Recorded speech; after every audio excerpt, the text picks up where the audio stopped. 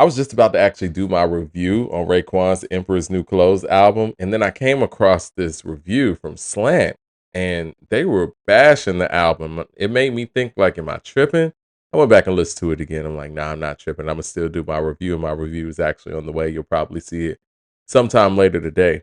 But I want to read this review for you guys from Slant. First of all, Slant gave this album 2.5 out of 5 stars. Whew, pretty brutal. But the title was what grabbed me, right? The title says Raekwon, the Emperor's New Clothes Review. I'm sorry, old duds passed off as legacy threads. Mm. Old duds passed off as legacy threads. That's the title of the article. And then the subtitle is the album feels more invested in preserving a myth than reimagining it. This is written by Paul Attard. Again, Paul Attard. He's probably on Twitter or whatnot, but we'll see what we got from Paul. Here's the actual review. There's something grimly appropriate about Raekwon's titling his 8th studio album, The Emperor's New Clothes. Not because the album is some grand misstep, but because it drapes himself in legacy, or ornate, heavy, and familiar, and feels more invested in preserving a myth than reimagining it. It's the work of a rapper taking great pains to show that he still has it, quote unquote, while quietly admitting that he's not quite sure what it, quote unquote, even means anymore. Huh. All right, all right. I'll keep going, but I have some comments on that. The Emperor's New Clothes feels plush with the kind of ornamental detail like Swiss Beats' epic orchestral flourish on the 600 school that you might expect from a late career legend with something to prove. But the album is rather conservative in its refusal to deviate from the safest possible version of the rapper's established aesthetic. Every proper song here could have comfortably dropped in 2005. Okay. So, all right, I want to stop there. Sounds like the writer, let me go, what's his name again? Paul Attard. Sounds like Paul is saying that, Raekwon doesn't really show any new steps on this album. He is leaning towards music that was made 20 years ago, and this sounds dated to him, I think is what he is saying translates to. But what I will say, man, and when we have some of our elder statesmen who are still out here making dope music, and I think quality music, you also have to understand that there's a fan base that misses that level of aesthetic and that misses that type of hip hop and that vibe and that feeling. And if you're being true to yourself as an artist and you're organically giving that to your audience and to you as well, because maybe he feels that way, what is wrong with that? What is wrong with, let's just say, a soul artist in the 2000s who might come from the 70s giving themselves and that fan base an album with the soulfulness of the 70s? What's wrong with that? And why is that a problem? Why is that a crime? And why are you docking points for that? If he was out here trying to sound young and doing something that wasn't true to him, production wise, lyrically, and trying to cater to an audience that isn't that familiar with him, that would be a problem as well. And that would be an easy critique to make. But let me continue with this review. The album sequencing, aside from 4 laborious skits, is clean. And Raekwon's voice still carries that grainy, ageless gravity that few of his peers can summon. True, I agree with that. But after an 8-year gap, an endless teasing of Cuban Links 3, this feels less like a statement than a finely pressed placeholder. While not exactly phoned in, he admits that there was work put in on this album. While not exactly phoned in, The Emperor's New Clothes displays a persistent thinness, a lack of urgency, or much in the way of, I'm sorry, a lack of urgency, or much in the way of surprises. Across 40 mostly passionate minutes, Raekwon doesn't so much expand his catalog as he does curate a legacy in real time. Ghostface shows up multiple times. That happens a lot in Ray's career, so that's nothing different. And effortlessly steals the show with his deranged Joe Pesci in Scorsese film energy, while Nas, who Mass Appeal's record released the album, delivers a stately verse on Omerta, on the Omerta, which means, which is Italian for not snitching, by the way, delivers a stately verse on the Omerta. But none of these guest appearances pushes Raekwon beyond the call of duty. In fact, they feel like a familiar cast symbol to remind us this is important rap from serious rap. Let me read that again. In fact, they feel like the songs, a familiar cast assembled, or the album assembled to remind us that this is important rap from serious rappers. Important rap from serious rappers. Okay. Even the beats, mostly boom bap, with light soulful flourishes, do their job without ever risking alienating anyone who still believes the best hip hop was made roughly 3 decades ago. Bear Hill glides on a loungely loop. One Life, which starts off gesturing at industry critiques before condemning the devils in the back of the screens, drowns under producer Justice League's smothering gloss, and the guy that planes it flips a Marvin Gaye sample into something majestic but bloodless, whatever that means. Raekwon, to his credit, is never off his pen game, but he's locked in one gear and one only. On Wild Crustaceans, a gritty manifesto throwback with some muddying mixed drums, the chef drops 8 bars that mirror Conway the Machine and Benny the Butcher's verses almost beat for beat, both in style and substance.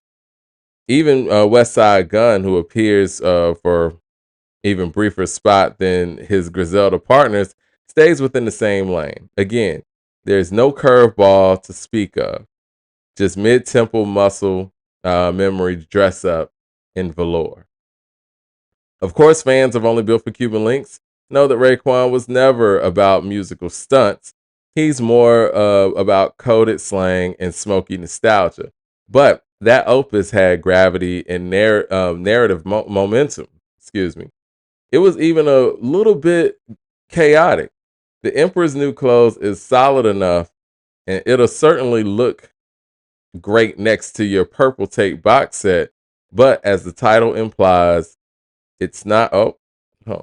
As the title implies, it's not hard to feel like everyone involved in this album making. This album's making was too polite to admit.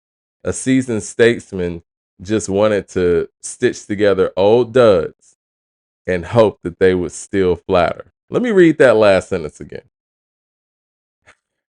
But as the title implies, it's hard not to feel like everyone involved in this album's making was too polite to admit that a seasoned statesman just wanted to stitch together old duds and hope that they would still flatter.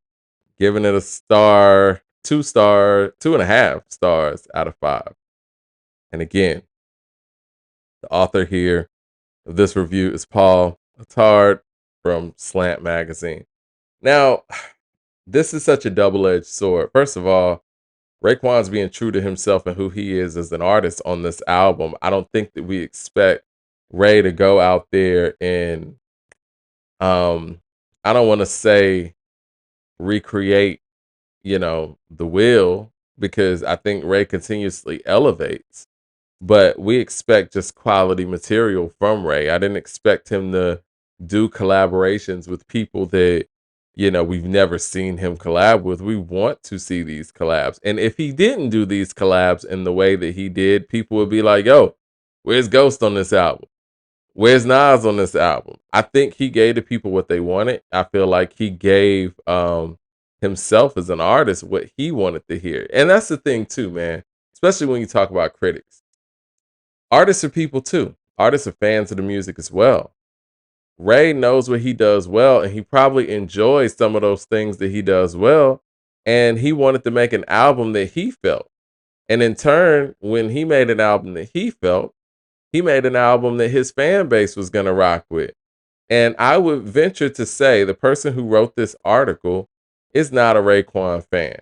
And I mean, sound like they may be a Ghostface fan the way that he was glorifying and amplifying what Ghost did on this album as opposed to Ray. But if you're not really a fan of an artist like that, I truly don't. I think there's some objectivity to have all around, right? Sometimes super fans can't be objective, but also people who aren't fans of artists can't be objective either because, again, you just can't get into it. And to sit there and just dismiss new records that have um, I don't even want to say a nostalgic feel, but a classic hip hop feel to them and act like they're outdated, I think is part of the problem.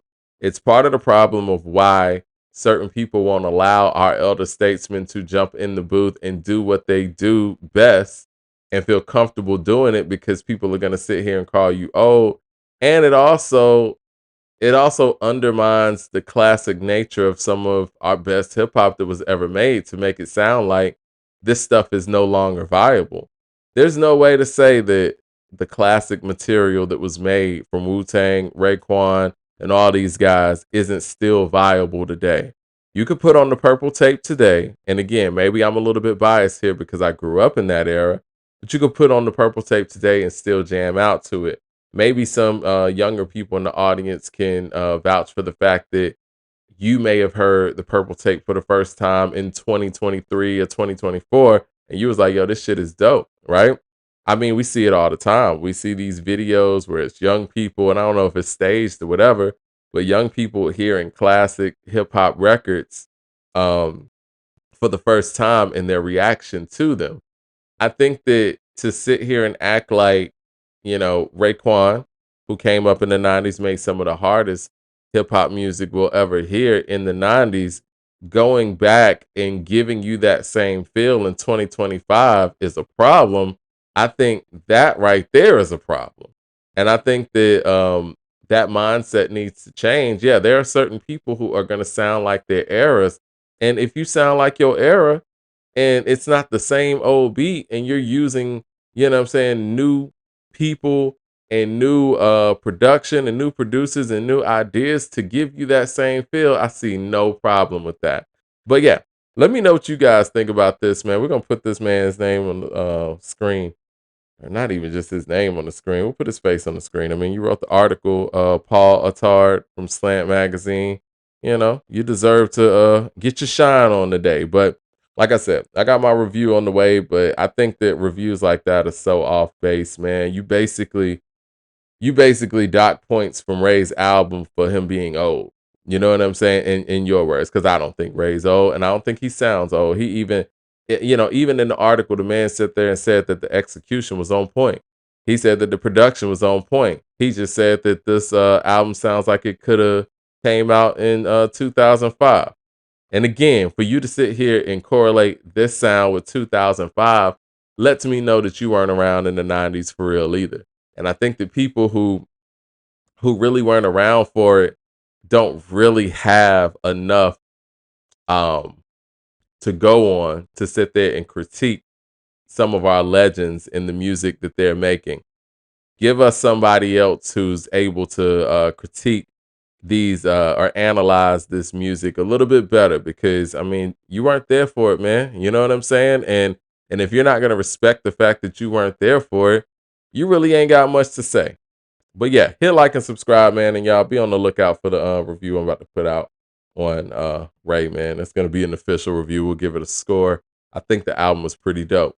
And let me know what you guys think about the album as well. Like I said, hit like and subscribe, and I'll see you guys in a second.